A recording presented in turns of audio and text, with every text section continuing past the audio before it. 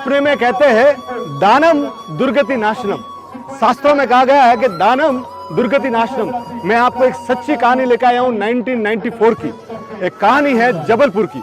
एक आदमी था, वो जो भी काम करता था ना, उसके काम में नुकसान ही नुकसान। एक बार नुकसान हुआ, 2 बार नुकसान हुआ, 3 बार। वो उसको लगता था कि पूरी विपत्तियां मेरे पास ही आ गई, यानी वो जकड़ गया था। ऐसी हालत हो गई कि एक बार उसने 10 रुपये के ब्याज से लोगों से, गुंडों से पैसे ले लिए। अब वो हालत ये हो गई कि एक दिन वो इटारसी से आ रहा था, तो इटारसी से आ रहा था, उसकी 2 गांठें थी, वो भी चोरी हो गई। तब उसको लगा कि मेरे साथ अब दुनिया खराब है।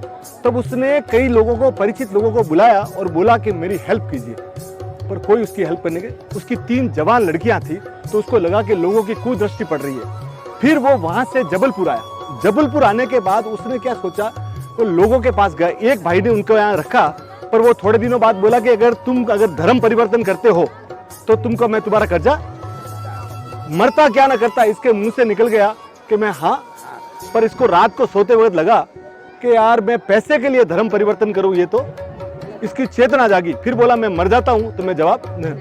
तो जबलपुर के पास भैरव घाट है। कौन सी है? भैरव घाट। वो भैरव घाट गया कि मैं सुसाइड कर लूं, पर उतने में उसको याद आया कि यहाँ पे विद्यासागर जी महाराज साहब है। विद्यासागर जी महाराज साहब को दिगंबरों में भगवान की तरह माना जाता है।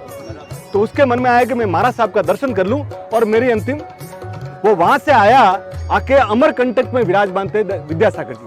वहां पहुंचा तो प्रमाण सागर जी महाराज साहब वहां थे। उनके पास जाके बोला कि सर मुझे तो सुसाइड करना है। वो चौंके कि कोई व्यक्ति मेरे दर्शन करने आता है, ये तो मेरे लिए सुसाइड। बोले तेरी व्यथा क्या है? तो उसने अपनी तकलीफ, व्यथा सब बताई। अब आप सोच के ताजुब रहेंगे कि महाराज साहब के भी आंखों में पानी लग गया कि क्या आदमी की तकलीफ है। उसको हाथों हाथ वो विद्यासागर जी महाराज साहब के पास ले गया। विद्यासागर जी महाराज साहब ने सुना है, उसने पूरी व्यथा खुली। तो महाराज साहब ने बोला कि भाई देखो, कोई जैन भाई को बात करो, इसकी जीविका का कोई प्रबंध करो। पर प्रमाण सागर जी ने बोला कि सर आप इसको आशीर्वाद दीजिए और कोई उपाय बताइए, ये आदमी बड़ा तकलीफ में है। तो उनके मुंह से क्या निकला मालूम है? सुन के आप तो, दानम दुर्गति नाशनम। क्या बोला? दानम दुर्गति नाशनम, के दान करें। तो बोला साहब ये तो पैसे के लिए मरा जा रहा है और आप इसको बोल रहे कि दान करो, इसके पास तो कुछ है ही नहीं। महाराज साहब ज्यादा नहीं बोलते। महाराज साहब ने बोला दानम दुर्गति नाशनम। तो पूछा गया कि तेरे पास कुछ है क्या? वो क्या पूछा? तेरे पास कुछ है? तो बोला मेरे पास 500 रुपये है। तो बोले कुछ इसमें से दान कर सकता है क्या? बोला मैं तो कल मरने वाला, मैं तो पूरा का पूरा आज करने को। उसने 500 का 500 रुपया उस दिन, ये दोपहर की बात है। और शाम को तो जबलपुर के कुछ प्रतिष्ठित लोग आए और उनको उन्होंने, महाराज साहब ने बात की। तो एक ने बोला मेरे पास कपड़े की दुकान पड़ी है और कोई चलाने वाला नहीं है, आप इस आदमी को भेज दो। वो आदमी लग गया। उसके दूसरे तीसरे दिन तो उस दुकान में बिक्री दोगुनी 4 गुना होने लग गई। तो उनको लगा कि इसके पांव बहुत बढ़िया है। और थोड़े दिनों के बाद उसकी 25% उस दुकान में भागी।